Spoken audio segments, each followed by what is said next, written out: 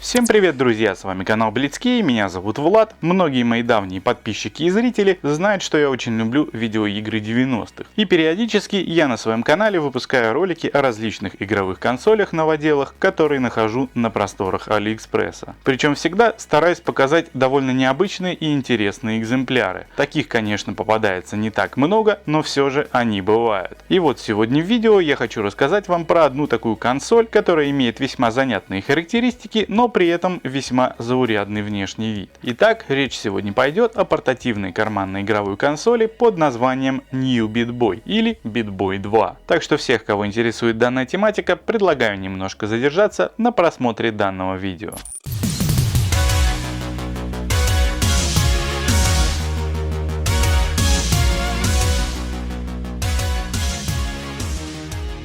Итак, это уже второе поколение данной консоли, поэтому и называется она New Beat Boy. Первого поколения у меня не было, хоть я на него и натыкался в свое время на просторах Алиэкспресс. Дело в том, что консоль первого поколения была уж очень обычной. На тот момент я уже купил себе Retro Mini и Family Pocket, и они мне показались намного интереснее как по деньгам, так и в случае с Retro Mini по функционалу. И вот в свет выходит консоль Beat Boy 2, в которой была полностью переработана сама система взаимодействия.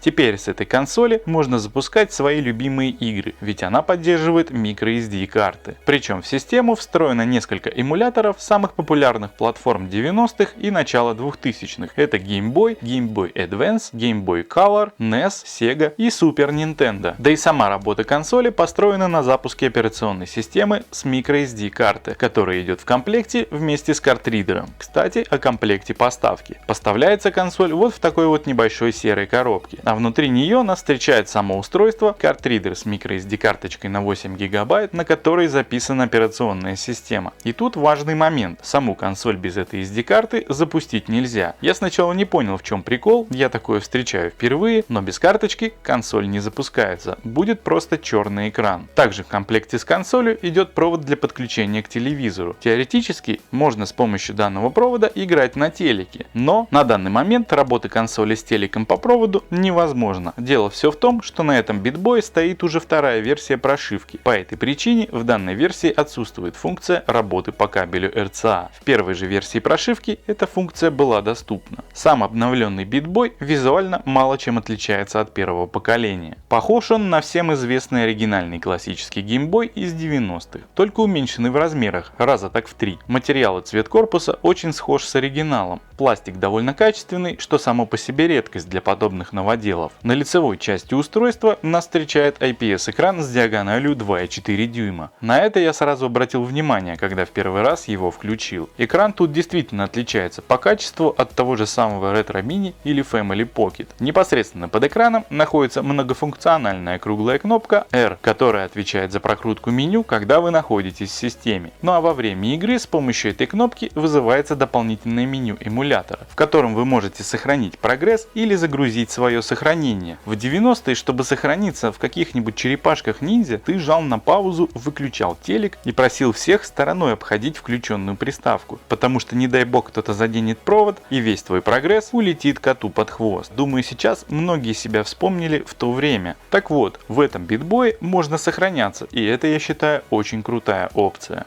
Двигаемся дальше. Чуть ниже располагается классическая раскладка кнопок. Слева у нас крестовина управления, кстати, довольно-таки удобная и очень чувствительная. Ну а справа 4 кнопки А и Б и 2 турбо. Что характерно, у этого поколения Beat Boy по какой-то причине выпилили колесико управления громкостью. Поначалу я вообще не понимал, как ее управлять. Думал, что это и вовсе невозможно. Уже было записал это в минус, ведь звук от динамика там выставлен на максимум и очень бьет по ушам своей пищалкой.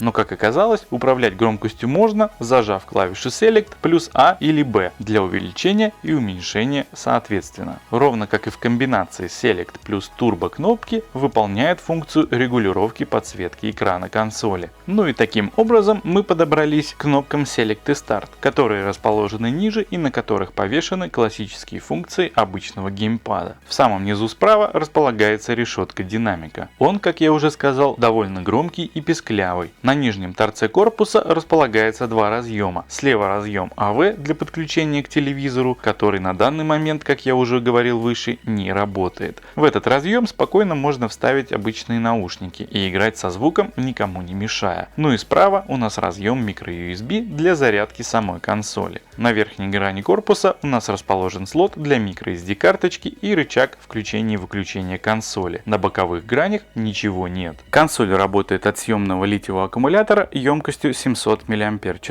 Причем в отличие от большинства подобных консолей, аккумулятор тут не от кнопочной Nokia, а от Game Boy Advance. Кстати, в приставке Family Pocket у меня стоит такой же аккум. Работает консоль от одного заряда довольно долго, 3-4 часа при полной яркости дисплея. В целом Beat Boy 2 довольно компактный, я бы даже сказал маленький. Подойдет такая консоль далеко не всем. Для кого-то ее размер будет минусом, ну а для кого-то плюсом. С одной стороны, ее можно брать везде и повсюду, ведь она занимает мало места и очень легкая. С другой же стороны, играть на таких маленьких кнопках, где все в кучу, не очень комфортно, но привыкнуть при желании можно. По внешнему виду, наверное, все. Единственное, на что еще хочу обратить внимание, стекло на экране в моем экземпляре приклеено со сдвигом. И в темноте отчетливо видно, как подсветка экрана с правой стороны пробивается сквозь рамку. Также из-за этого косяка немного не совпадает светодиодный индикатор заряда батареи и вырез под него в рамке стекла, который выполнен в виде молнии. Создается такое впечатление какой-то недоработанности.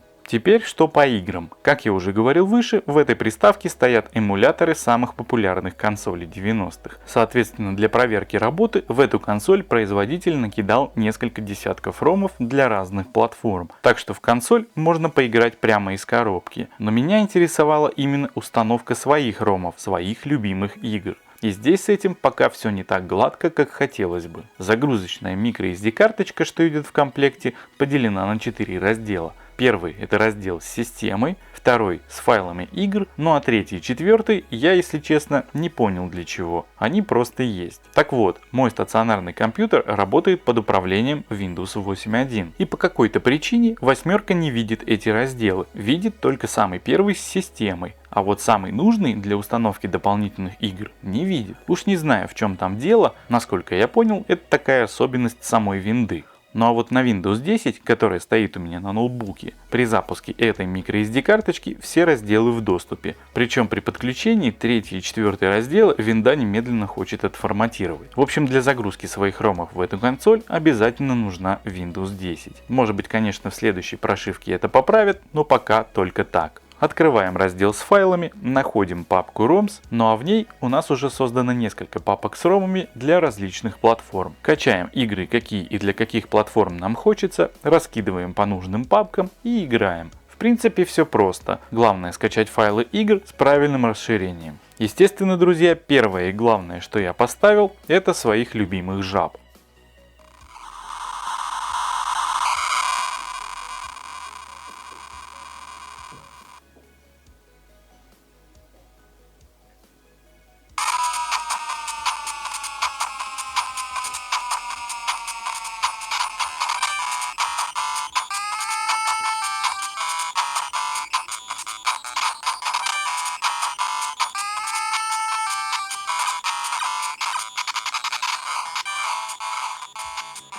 Не сказать о том, в каком диком восторге я пребывал, когда по нажатию клавиши «Запустить» я увидел эту заставку на экране, это ничего не сказать. Я просидел за этой игрухой очень долго. А тут еще и сейвы, это вообще все меняет. Я же уже не тот маленький пацан, который клацал по геймпаду перед телеком с нездоровым фанатизмом. Я тогда мог часами сидеть на одном месте и пытаться пройти эти нереально сложные уровни снова и снова. Ведь игра Battletoads, причем именно для NES, по моему мнению, одна из самых интересных интересных и очень сложных игр, в которые я играл в своей жизни. А сейчас и времени на это мало, да и пальцы не так шустры, как раньше. Поэтому фишка с сохранениями — это круто. До этого я постоянно таскал с собой Family Pocket, уже даже мешочек поистрепался, зато в свободную минутку имел возможность поиграть. Но сохраняться там нельзя, поэтому я постоянно начинал сначала. Теперь с этой консолью этого делать не придется, ведь весь прогресс можно сохранить. Так что теперь в моем кармане Family Pocket заменит этот BitBoy. Кстати, что характерно, помимо эмуляторов 8 и 16-битных приставок, с данной консоли можно запускать старые игры для ПК, такие как Wolfenstein, Doom и Quake. Помнятся те времена, когда еще не каждый комп мог потянуть эти игры, а тут тянет какая-то консоль, причем без напрягов, да еще и в таком компактном корпусе. В принципе, эти игры заявлены из коробки, но запустился у меня только Wolfenstein. Но реально сделать рабочими оба Quake и Doom. Ссылку на файлы для загрузки и как это сделать я оставлю в описании к ролику. Ну что же, говорить об этой консоли можно разное. Есть у нее как минусы, так и плюсы. Лично для меня все ее минусы перекрываются возможностью сохранения прогресса в играх и возможностью закачивать эти самые игры. Ну и давайте немножко о цене. Стоит эта консоль на Алиэкспрессе около 2500 рублей. Купил бы я данную консоль, если бы не прислал мне ее производитель? Ответ однозначно, конечно бы купил. Я за все время уже потратил намного больше денег в поисках чего-то подобного. Да и вообще, мне нравятся подобные необычные консоли. Та же Retro Mini мне обошлась в свое время примерно в эту же сумму. Так что тут уже спорный момент. Кто-то вроде меня готов потратить на это деньги, а кто-то скажет, что она этих денег не стоит. Тут уже каждому свое. Поделитесь в комментариях, как вам такой BitBoy, купили бы себе или нет. Ну а на сегодня у меня все. Спасибо вам, друзья, за просмотр. Ставьте лайк этому видео, если оно вам понравилось. Заходите ко мне на канал, смотрите другие мои видеоролики, там много всего интересного. Подписывайтесь, если хотите. Ну а я с вами прощаюсь. Всем всего хорошего и до новых встреч. Всем пока.